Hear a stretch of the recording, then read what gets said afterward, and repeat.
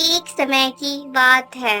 अर्जुन अपने माता उषा देवी और पिता रमेश राम के साथ दिल्ली में रहता था।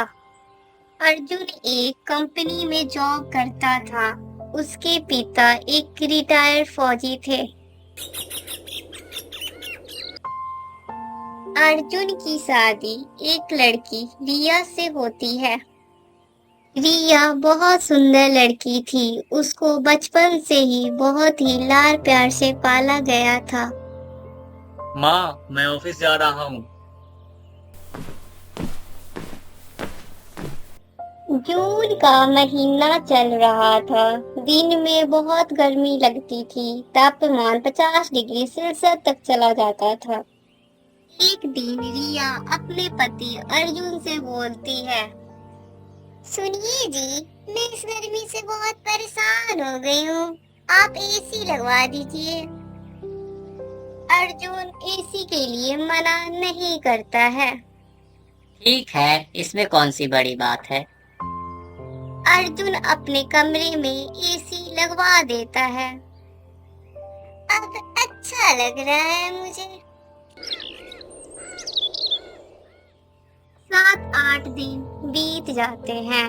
8 दिनों बाद रिया के सास ससुर वापस घर आते हैं, जो बाहर घूमने गए हुए थे। उनके आते ही घर में शोर शराबा शुरू हो जाता है। यह क्या है बहू? घर में एसी किसने लगवाया? क्या हुआ माँ जी? मैंने ही उनको बोलकर एसी लगवाया है। अच्छी है ना? तुम्हें अर्जुन ने बताया नहीं क्या? नहीं माँ जी, उन्होंने कुछ नहीं बताया। क्या बात है? हमारे यहाँ एसी में कोई नहीं सोता, सब छत पे सोते हैं। क्योंकि छत पर प्राकृतिक हवा बहता है, वो भी ठंडी ठंडी हवा। एसी में सोने से बहुत सारी बीमारियों को न्योता देना है, समझा करो। ये सब सुनकर रिया अपना सिर पकड़ लेती है। लेकिन माँ जी, मुझे तो एसी में सोने की आदत है। आदत है तो मैं क्या करूं? सबको छत पर ही सोना पड़ेगा।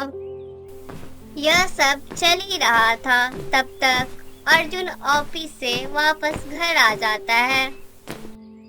क्या अर्जुन, तुमने बहू को बताया नहीं कि हमारे घर पर सब कोई रात को छत पर सोता है? अरे माँ, मैं यह बात भूल गया था। तुम भूल कैसे गए? जाओ, खाना खाकर रिया बहू को छत पर अपने साथ लाना। ऐसा कहकर रिया की सास वहां से चली जाती है। रिया अर्जुन की तरफ देख रही थी और बेचारा अर्जुन कुछ कह नहीं पाता। थोड़ी देर बाद अर्जुन खाना खाकर कमरे में आता है तो रिया को उदास देखता है। क्या हुआ रिया, तुम उदास क्यों हो? मैं इतने गर्मी में छत पर कैसे सो पाऊंगी? मुझे एसी में ही रहने की आदत है। तुम्हारी बात तो सही है, लेकिन माँ की बात को घर में कोई नहीं टालता। सबको उन्हीं की बातों को मानना पड़ता है। तभी रिया की सास वहां आती है। क्या खिचड़ी पका रहे हो तुम दोनों? एसी में सोने की सोचना भी मत। मैंने छत पर गद्दा पहले ही लगा दिया है। चलो छत पर तुम दोनों मेरे साथ। ऐसा कहकर रिया की सास वहां से छत पर चली जाती है। थोड़ी देर बाद दोनों पति पत्नी छत पर चले आते हैं।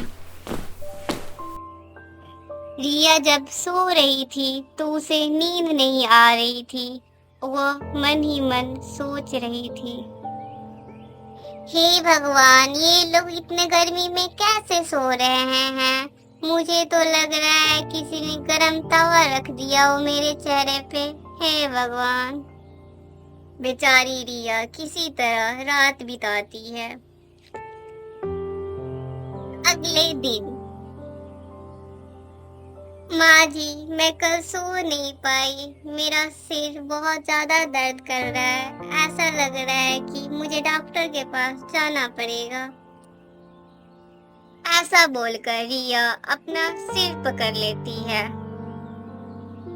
कैसी लड़की हो तुमसे इतनी भी गर्मी बर्दाश्त नहीं हो रही। वैसे भी कल उतना भी गर्मी नहीं था। यह सुन रिया के होश उड़ जाते हैं। उस रात फिर से रिया को नींद नहीं आता है। बेटा अर्जुन, तुम्हारी बीबी सो क्यों नहीं रही है? माँ, वह बचपन से ही एसी में रही है, तो भला उसे यह गर्मी बर्दाश्त कैसे हो पाएगी, इसलिए उसे नींद नहीं आ रही है। अब तो मुझे भी यह गर्मी बर्दाश्त नहीं हो रही। कल से क्यों ना हम लोग एसी वाले रूम में सोए, क्योंकि आजकल दिल्ली का टेम्परेचर 50 डिग्री तक पहुंच गया है। चुप हो जाओ सब, नाटक मत करो। जब तक मैं जिंदा हूँ तब तक कोई भी एसी वाले कमरे में नहीं सोएगा, सबको छत पर ही सोना पड़ेगा। अर्जुन कुछ कह नहीं पाता। ऐसा 10-12 दिनों तक चलता रहता है। रिया की हालत खराब हो गई थी। अब जून का आखिरी दिन चल रहा था, बारिश का मौसम आ गया था। एक रात जब सब कोई छत पे सो रहा होता है तो बिजली कड़कती है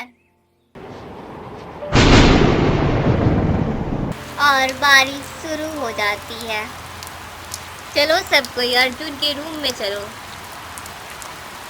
ऐसा रिया की सास इसलिए कहती है क्योंकि उसके रूम में कुछ काम चल रहा होता है, जिसके कारण रिया की सास अपने रूम में नहीं सो सकती, इसलिए अर्जुन के रूम में सोने को बोलती है। सभी लोग अर्जुन के कमरे में सोने चले जाते हैं। सभी लोगों को बहुत गर्मी लग रही थी। तभी अचानक से रिया एसी चालू कर देती है। अचानक से रूम में ठंडी ठंडी हवा बहने लगती है और सबको गर्मी से राहत मिलती है। अरे वाह, गर्मी कहाँ चली गई? इतना अच्छा लग रहा है, ठंडा ठंडा हवा चल रहा है। तो पहली बार रिया की सास एसी की ठंडी ठंडे हवा की आनंद ले रही थी। बहू, ये एसी कितने वोल्ट का है? माँ जी, यह 5 स्टार एसी है और इसमें पहले से ही स्मार्ट इन्वर्टर लगा हुआ है। बहू, इससे बिजली बिल कितने का आएगा? माँ, इससे ज्यादा बिजली बिल नहीं आता। यह स्मार्ट एसी है और यह पैसे की बचत भी करता है। तब तो बहुत अच्छा है ये, क्यों भाग्यवान। यह सब सुन रिया की सास बहुत खुश हो जाती है और वह खुशी से बोलती है, बिल्कुल, कल से तुम दोनों इसी कमरे में सोना। यह सुन रिया बहुत खुश हो जाती है। कभी कभी परिवार चलाने के लिए पुराने रास्ते को छोड़कर नए रास्ते को अपनाना पड़ता है। इसके बाद सभी लोग एसी में सोने लगते हैं और पूरा परिवार खुशी खुशी रहने लगते हैं।